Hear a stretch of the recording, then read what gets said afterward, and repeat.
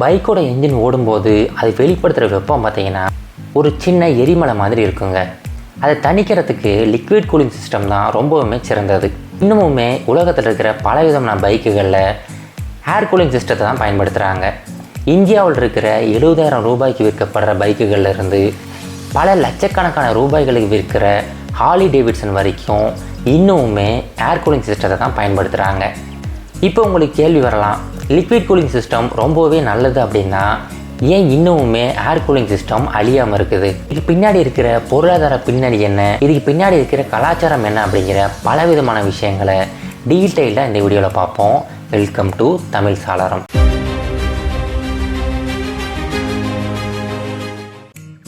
Temperature control, power output, அப்புறம் emission rules, இது எல்லாத்துலேயும் பார்த்தீங்கன்னா ஏர் கூலிங்கை விட லிக்விட் கூலிங் தான் ரொம்ப கெத்தாக இருக்கும். இது நான் சொல்லலைங்க, தெர்மல் இன்ஜினியரிங் சொல்கிற உண்மை இதுதான். லிக்விட் கூல்டு என்ஜின் பார்த்தீங்கன்னா ரொம்ப கான்ஸ்டண்ட்டாக ஓடிக்கிட்டே இருக்கும். கம்மியான சிசியில் கூட ரொம்ப அதிக பவரை கொடுக்கும். பொல்யூஷனும் உங்களுக்கு ரொம்ப கம்மியாக தான் இருக்கும்.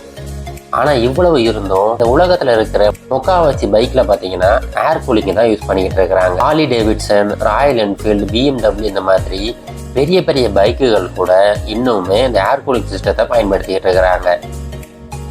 இந்த அளவுக்கு ஏகப்பட்ட அட்வான்டேஜஸ் இருக்கிற லிக்விட் கூலிங் இருக்கும்போது ஏன் இன்னுமே நாம் ஏர் கூலிங்கை பயன்படுத்துகிறோம்? இதுக்கு முக்கியமான காரணம் என்ன அப்படின்னு சொல்லிட்டு பார்க்கலாங்க. ஒரு பைக்கோட என்ஜின் எடுத்துக்கிட்டிங்க அப்படின்னா அதில் இருக்கிற பெட்ரோலை எரிக்கும் போது ஏகப்பட்ட எனர்ஜி உருவாகும். அதில் வெறும் 30% எனர்ஜி மட்டும்தான் அந்த பைக்கை முன்னோக்கி நகர்றதுக்கு பயன்படுது. மீதம் இருக்கிற அந்த 70% எனர்ஜி வேஸ்ட்டாக ஹீட்டாக தான் மாறுது. இந்த ஹீட்டை நம்ம சரியானபடி வெளியில் தள்ளலை அப்படின்னா என்ஜின் சீஸ் ஆயிருங்க. இப்போ முதல்ல இந்த ஏர் கூலிங்கை பற்றி பார்ப்போம். இது ரொம்ப சிம்பிளான விஷயங்க.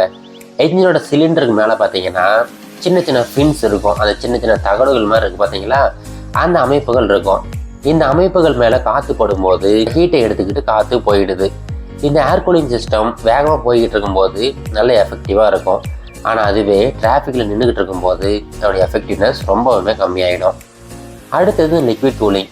இந்த லிக்விட் கூலிங் சிஸ்டம் பார்த்தீங்கன்னா நார்மலாக இருக்கிற ஏர் கூலிங் சிஸ்டத்தை விட 4000 மடங்கு அதிகப்படியாக ஹீட்டை கடத்துங்க. இதனால் என்ஜினோட டெம்பரேச்சரை எப்போவுமே கரெக்டாக மெயின்டைன் பண்ண முடியும். இப்போ அடுத்ததாக இந்த 2 கூலிங் மெத்தட்லேயும் எந்த அளவுக்கு நம்ம பவர் எடுக்க முடியும் அப்படின்னு சொல்லிட்டு பார்க்கலாங்க. இப்போது ஒரு என்ஜினோட டெம்பரேச்சர் கண்ட்ரோல் இருந்தால் வச்சிங்களேன், இன்ஜினியர்ஸ் என்ன பண்ணலான்னா கம்ப்ரெஷன் ரேஷியோவை அதிகப்படுத்தி பவர் அவுட்புட்டை ரொம்ப அதிகமாக எடுக்க முடியும். உதாரணத்துக்கு பார்த்தீங்கன்னா BMWவோட பாக்ஸர் என்ஜின் 2013 லிக்விட் கூலிங் சிஸ்டத்தை அறிமுகப்படுத்துகிறாங்க. அப்போ அறிமுகப்படுத்த உடனே பார்த்தீங்கன்னா இதோட சைஸ் ஒரே மாதிரி தான் இருக்குது, ஆனால் அதோட பவர் மட்டும் 14% அதிகரிச்சிருந்துச்சு. அதே மாதிரி ஹார்லி டேவிட்சன் இதில் பார்த்தீங்கன்னா ஒரு ஏர் கூல்டு என்ஜின் இருக்குங்க.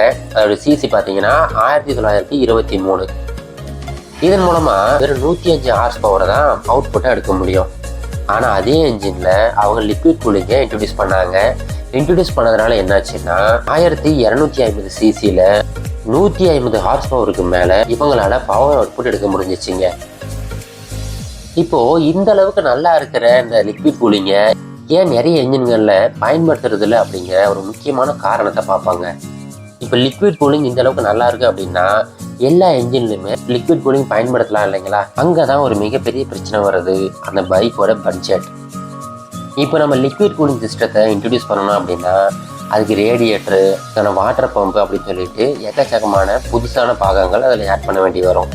இப்படி ஆட் பண்ணுறதுனால அந்த பைக்கோட மொத்த எடை 5லேருந்து 9 கிலோ வரைக்கும் கூடும். அதே மாதிரி விலையும் பார்த்தீங்கன்னா $500லேருந்து $1000 வரைக்கும் அதிகமாகும்.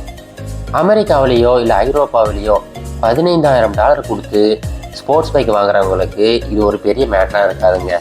ஆனால் நம்மளோட இந்தியன் மார்க்கெட் மொத்தமாக வித்தியாசமானது. உலகத்திலேயே பைக்குகளுக்கு இந்தியா தான் மிகப்பெரிய மார்க்கெட்டாக இயங்கி வருது. இங்கே அதிகம் விற்கிற ஸ்பெண்டர் பைக் பார்த்தீங்கன்னா வெறும் $1000க்கும் கம்மியாக தான் இருக்கும். அந்த ஸ்பெண்டர் பைக்கில் நம்ம லிக்விட் கூலிங் இன்ட்ரடியூஸ் பண்ணோம் அப்படின்னா அதோட விலை 2 மடங்கு ஆயிருங்க. அப்படி பண்ணால் மொத்த பிஸ்னஸுமே காலியாகிடும். அது மட்டும் இல்லாமல் இந்த ஏர் கூல்டு என்ஜின்ஸை லோக்கல் மெக்கானிக்னால ரொம்ப சுலபமாக ஹேண்டில் பண்ண முடியும்.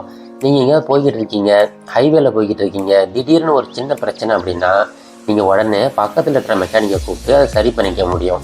ஆனால் அதுவே இந்த லிக்விட் கூலிங் என்ஜினில் அதை ரேடியேட்டர் ஏதோ ஓட்ட ஆகிட்டாலோ இல்லை வேறு ஏதாவது சின்ன பிரச்சனை வந்தால் கூட அதை வந்து லோக்கல் மெக்கானிக்கனால சரி பண்ண முடியாது. இரண்டாவது விஷயம் என்னன்னா, லிக்விட் கூலிங் என்ஜினோட ஸ்பேர் பார்ட்ஸு லோக்கல் கடைகள்லாம் கிடைக்காது. இதுவுமே ஒரு பெரிய மைனஸாக இருக்குது.